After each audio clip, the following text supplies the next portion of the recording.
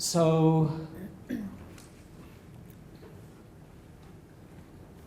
if we were to begin with the fundamentals of the technology, perhaps a fundamental question that should be asked is, with regards to GMO food safety, is why should we be worried? Because we do hear constantly from governments and the regulators that serve them, and from industry, that GMO foods are produced using a very precise technology, and that they're the most thoroughly tested with regards to safety of any food product or food additive that has ever been produced.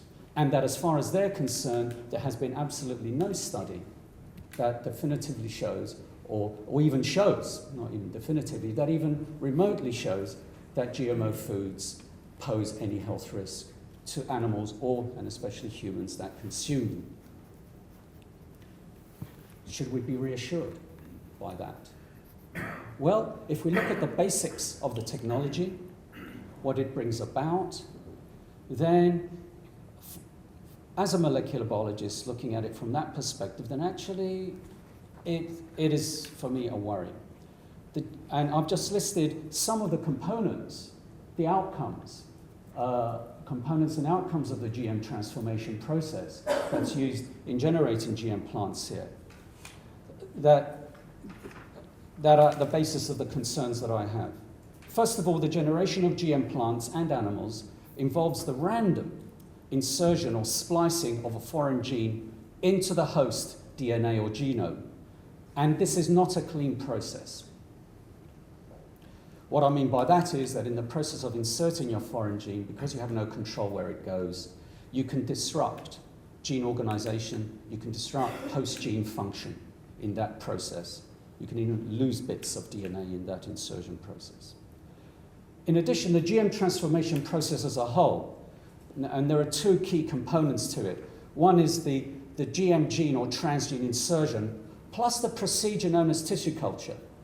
GM plants are not produced in a field or even in a greenhouse where you're trying to pollinate or modify a plant growing in soil in a pot or something. They start life actually as plant material, cells of plants or bits of leaf or a piece of a plant growing on a dish in the laboratory. A very different situation. And this procedure of growing plant material in the laboratory is called tissue culture. The GM gene insertion process is taking place in this plant material growing in the laboratory in this tissue culture procedure.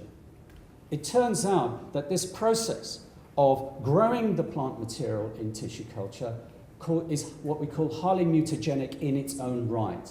Just simply growing the plant material in the dish, over time, you accumulate hundreds or even thousands of changes in the DNA of the cells, of the plant cells growing in that dish.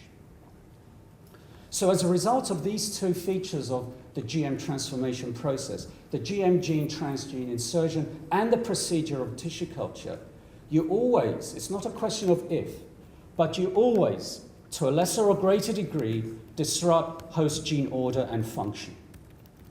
What are the consequences of this combined GM mutagenic effects of the procedure, and not forgetting that the GM process as a whole almost invariably is bringing about combinations of genes that have never occurred before in that plant, in that food substance that we are then asked to consume.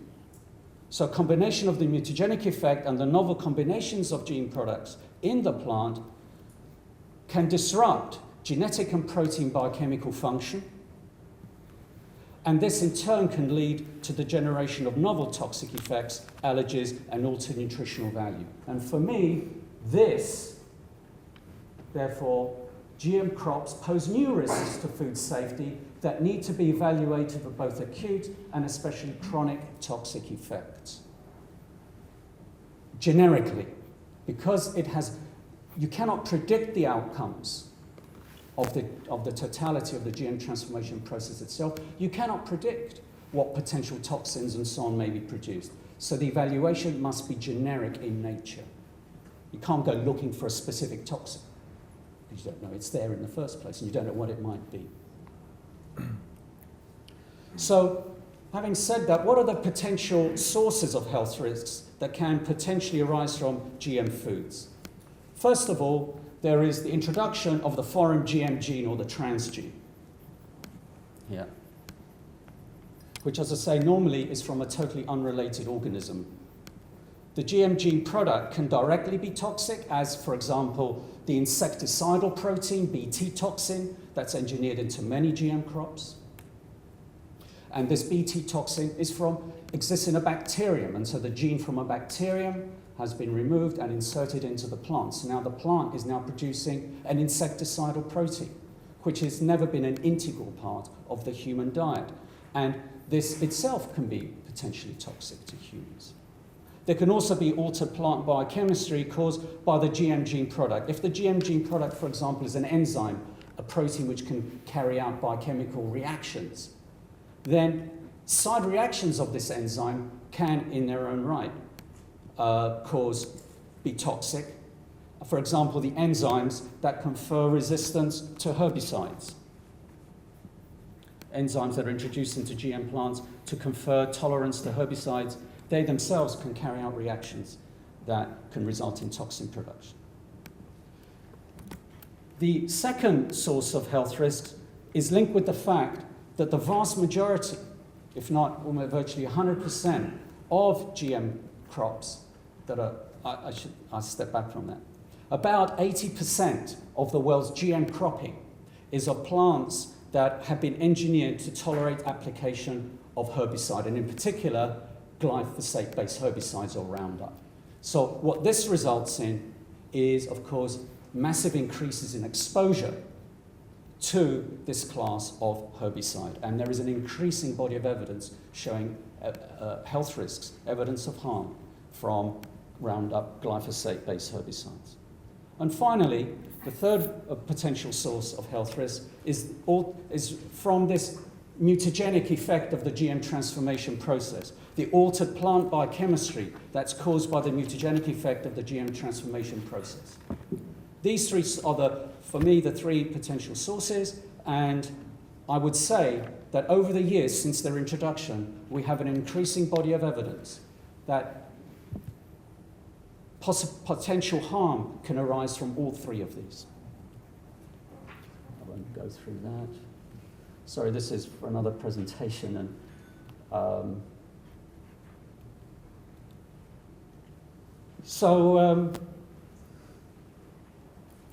Claire mentioned how, as part of their application to the European Union for market approval, industries such as Monsanto has conducted 90-day feeding studies in rats to evaluate toxicity, which, as we've heard, really are far too short to give what may be the consequences of lifelong exposure or consumption of these products. They did find, just to reiterate some important findings which Claire touched on, that there were, upon close scrutiny of the industry data, there were highly statistically significant differences to many functions, to multiple organ systems, but especially to kidney, liver, and blood system, when you compared the GM-fed group and the non-GM fed group for these three varieties of GM maize, Mon 863, Mon 810, and NK 603. Mon 810 is the one singly approved GM crop in the European Union for cultivation. However, what the industry did, which the regulators accepted, was that yes, they accepted there were highly statistically significant differences to many parameters, up to 50 different blood and urine and other organ parameters, but they concluded that they were somehow biologically not significant. Now, I'm sorry, in the world of science that I live and work in, there is no such thing as having a statistically significant difference in an intervention experiment and for it not to be biologically significant. This is really trying to rewrite the rules of how science data is interpreted. You may not know what that biological significance is, but the onus is then on you to do more experiments extend the study to find out what that might be and what its consequences might be. And I'm not going to go through this further. This just shows some of the, we're going to, in Professor Seralini's study, he extended the work of Monsanto with this variety of GM maize, NK603, which is engineered to tolerate application of Roundup herbicide or glyphosate-based herbicides. And this is from Professor Seralini's paper that reevaluated the raw data from Monsanto. And what this chart, I'm not expecting you to read all of these numbers in here, but just to note, all of these parameters relating to kidney function, liver function, also to heart and bone marrow, which are blood system, all of these parameters on the males and the females fed different amounts of this variety of maize. Every number that you see here with a 1 star or 2 stars, or the ones in the box, all of these are ones that were found to be highly statistically significantly different between the GM and the non-GM fed group. And these were potential signs of liver and kidney damage. In other words, there were possibly signs of chronic toxicity that may arise if the study was extended, which the regulator, as I mentioned earlier, despite accepting the statistically significant difference, claimed biological non-significance. So in a way, the onus then fell on Professor Seralini to really extend this study, which we'll cover later. But I should also want to say that Professor Seralini's study is not the first to show potential harm from the consumption of GM foods or their associated pesticides, either Bt toxin or Roundup type herbicides. Far from it. It's the latest in an increasing number of studies conducted by especially by independent university-based researchers that show evidence of harm. And I've just listed here some of the studies. This is not an exhaustive list of studies, but studies using the Bt toxin varieties of GM maize fed to mice and rats of different ages have shown signs of toxicity, especially to liver and kidneys, over multiple generations, disturbances in immune system function, and these are very, very well controlled studies. And there's even been one study showing in sheep, lambs, that show that feeding this variety of Bt toxin maize over 3 generations, again, showed disturbances to various organ systems, including liver, in these animals. In addition, there have been a numerous number of studies, excellent studies conducted by an Italian scientist, especially Manuela Malatesta, who has shown that feeding GM soy to mice again affects liver, pancreas, and testis function. And in a long-term investigation over 24 months, the animals showed more acute signs of aging between the GM compared to the non-GM group. One of the earliest studies showing severe health effects conducted by Professor Arpad Puchstein and Stan Ewan, who helped him with the analysis of the data, showed that the consumption of GM potatoes that were expressing an insecticide protein from snowdrops showed, among other things, expansion in the gut, layer of the gut, and a possible indication that this is a precancerous growth. Other studies have shown disturbances in gut bacterial populations, and in a good study by Australian scientists showed that GMPs engineered with a protein from beans became allergic. So even though you consume the protein in the bean, it's not allergic. You move it into the peas, it now becomes allergic to these animals. So the conclusion from this history prior to Professor Seralini's study that we'll look at in just a minute now is that both industry and academic-led animal feeding studies show that commercialized varieties of GM soy and corn show consistent signs of toxic effects in liver and kidney structure and function, as well as some immune system disturbances. Some such effects may be markers for the onset of chronic disease. requiring long-term rather than these reported short and medium-term studies to assess this more thoroughly.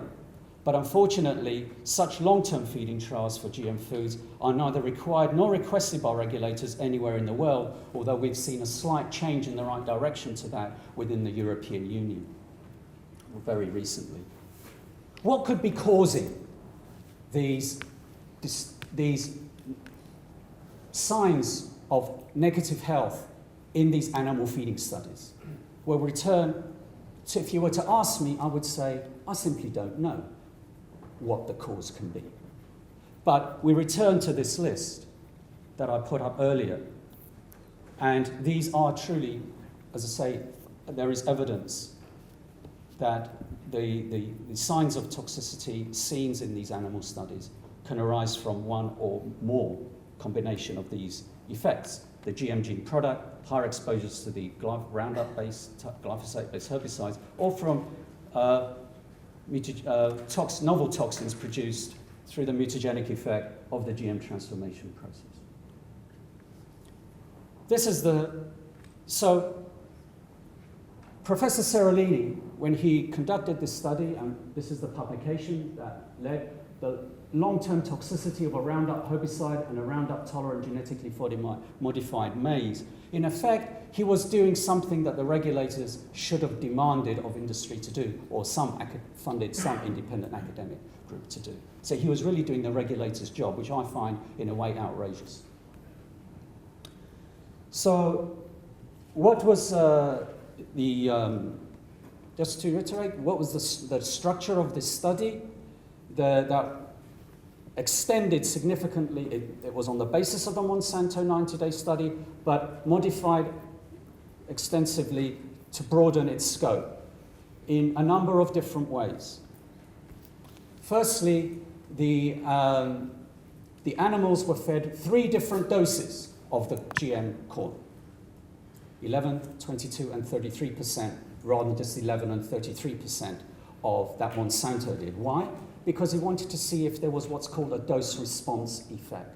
You cannot evaluate a dose response with just 2 points in science. You need a minimum of 3 to see whether, as you increase a dose of something, whether any outcome you observe, negative or otherwise, follows that increase in exposure or consumption.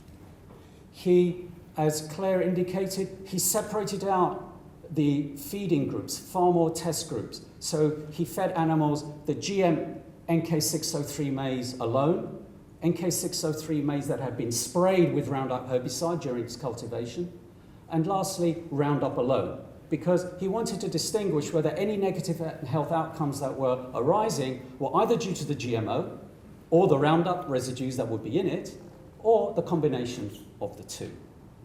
And apart from also expanding the number of organ parameters that he analyzed, above all, most importantly, he extended the study to 2 years, because the whole idea was to see whether the signs of toxicity that were seen, that when you carefully scrutinized the industry data, the signs of toxicity, especially to liver and kidney function, seen at 90 days, do they escalate if you extend the study? That was the whole point of this entire experiment.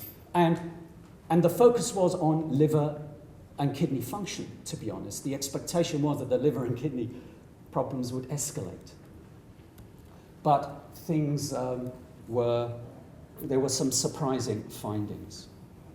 And the finding that there was an increase in tumor incidence was something that was totally unexpected, because on previous work that had been done, either with glyphosate-based herbicide or from this GMO, there was no suggestion that we should expect increase in tumors. That's why this study was never designed as a carcinogenicity study. Professor Seralini states it very, very clearly in the introduction to his paper. And so all the criticism, much of the criticisms of this study were that, oh, you've got too few animals for a carcinogenicity study. But the point was, this was never designed as a carcinogenicity study. It was designed as a toxicity study, which nevertheless, very surprisingly, gave rise to an increase in tumour incidence in some of the test groups, as we'll see. And in accordance with international guidelines, if you unexpectedly see tumours in your test groups in a toxicity study, you are obliged to monitor and keep the experiment running and monitoring those effects until they die or the end of the experiment. And that's exactly what Professor Seralini did. He followed international guidelines to see what happened. But as you can see, if we look quickly at some of these, for example, if we take the GMO-fed group, that is the GMO, the NK603 maize, which has not been exposed to Roundup, and you look at the end and you look at the tumour incidence, 1 out of 10 control males got a tumour right at the end of their life. Whereas in this fed group, doesn't matter what dose you gave, you could see an increase in the tumour incidence. Yeah. Similarly, in the females, look at the differences here. Here we have the control group. They suffer a greater number of tumours anyway. But there is a statistically, well, I shouldn't say statistically significant because you can't do statistics on such small numbers. But nevertheless, a large difference between the GM-fed groups and the control group. And that was the case also in the females when the GMO was with Roundup, applied with Roundup. But also I'd like to point you to the bottom right panel here, which is the female group that was fed the Roundup in the drinking water. So the Roundup was administered in the drinking water. Again, and the tumour incidence goes up in the control group as the animals age, as expected. But look at the increase in the tumour incidence in Roundup alone, especially with the lowest dose. The thicker the line, the higher the dose. And fascinatingly, this thin line, which is the lowest dose, this dose of Roundup, which caused actually the highest tumour incidence, is a dose that gives the glyphosate equivalent dose that is half what is currently held by the European Union as totally safe to be in drinking water. And this, of course, so in addition to the tumours, most of the female animals died prematurely because of mammary tumours. More than 80% of the females ended up, in the test groups, ended up with tumours, and many of them grew to such a size that they died prematurely or had to be euthanized in accordance with animal welfare regulations. But even in the male group, you can see, which suffered mostly from liver and kidney damage, and with a lower incidence of tumours to skin and to kidney, there was nevertheless an increase in the mortality rate. For example, if we look, for example, at the control group here. And this again, spend just a minute on these mortality curves. You'll see an area towards the end here shaded in grey. It's narrower in the female group than the male group. This area in grey represents old age in these rats. And you expect problems when you get into old age, of course, in rats as well as humans. And so what he did in terms of comparing mortality rates, he ignored any animal that died in that old age bracket. You put it to one side because you cannot distinguish an effect from the test or from simply death from the old age. So I'd like you to focus your attention on the areas in these curves that are to the left of the grey areas in both the female and the male. Look at the differences in the mortality rates. Say, for example, the females fed the GMO alone. Here's the control group here, the broken line at the bottom. But look how many more are dying in the 3 GMO-fed groups. And you can look throughout this and find a similar effect. Here are some pictures of some of the tumours, which he's been criticised of showing. But these are the kinds of massive tumours that were arising in these animals in the various interventions, including GMO, GMO plus Roundup, or Roundup alone. There was no difference. And there were, as I say, there were also, as some of these illustrations, this is a normal kidney, and these are kidneys undergoing pathology that are necrotic. And the same with the liver, a normal liver, and there you see areas of necrosis here. And these are higher magnification electron micrograph images to show disturbances in the structure of the liver or the kidney compared to the controls. And as I mentioned earlier, there was these liver and kidney pathologies that these really were one of the prime objectives, to see whether the liver and kidney toxicity signs of toxicity seen at 90 days in the Monsanto study escalated. And indeed they did. So the primary objective of this study was met, that the signs of liver and kidney damage at 90 days escalated into serious pathologies, but they peaked in the second year of life in these animals, 15, 18 months. That's when the problems seriously arose, and why Monsanto missed it, and why, if we follow the current regulator guidelines, they will be continued to be missed, because the study is not extending far enough into these animals. I don't have time to go into these, but there were, again, parameters showing kidney failure in the females and hormonal disturbances as well, especially to estradiol and testosterone. Estradiol in the females and testosterone in the males. It was increased in the males and the females. That's the background. So the summary of these findings are that there's an escalation of signs of liver and kidney toxicity, escalation of the signs of the liver and kidney toxicity in the Monsanto 90-day feeding trial, leading to liver kidney failure and premature death, especially in the males, occurring in the second year of life of these animals. There were unexpected increases in tumor incidence, especially via Roundup, in the females, and these were predominantly, virtually all of them, mammary tumors. Unexpectedly, the lowest dose of Roundup, that's actually wrong what I should say, but the lowest dose of Roundup that Professor Seralini used, half the permitted amount here in the European Union, he was expecting that to have no negative effect, actually. He used it almost like a negative control, that there should be no toxicity from this tiny dose. But actually, it was the most toxic, unexpectedly. And the females died prematurely from mammary tumors. And I mentioned how earlier that things started to go wrong from the 4th month onwards. In other words, after any currently regulatory procedure would cease. The criticisms of the study have been many, as has been mentioned by the earlier speakers, so I won't go into them any further because they've been covered very well. Only to say that Professor Seralini himself has published a rebuttal to these criticisms, which you can read it in this journal, answers to his critics here.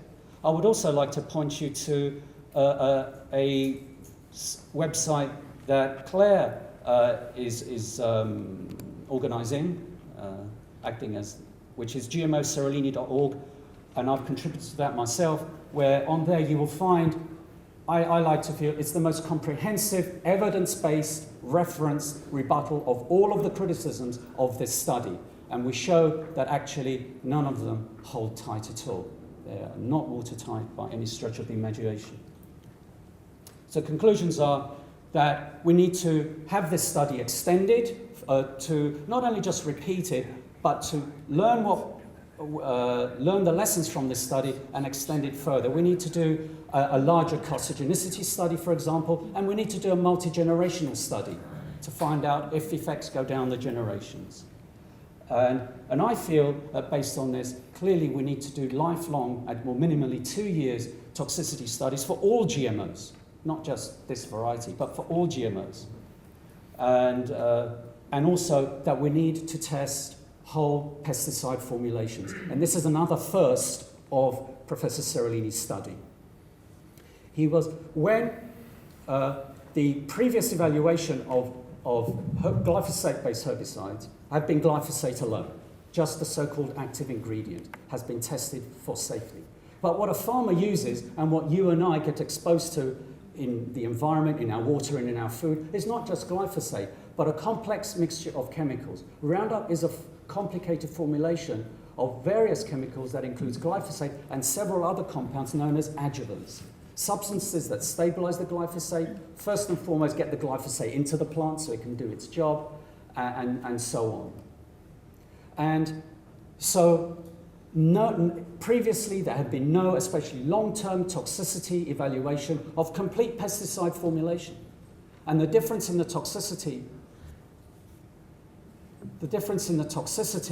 that Professor Seralini found, these minuscule doses that he found were still toxic. Half the dose of glyphosate that our European Union regulator says is safe. The implications are that because he tested the whole Roundup formulation, that is why it's turning out to be 100-fold more toxic than glyphosate alone. And so the lesson to be learned from this study as well is we must test all pesticides as whole formulations and not just single active ingredients, because that's not what we're exposed to. And many of these additives to the active ingredient are turning out, in follow-up research, to be 100 times more toxic than glyphosate. So I'll leave you with these thoughts, and thank you very much for your attention.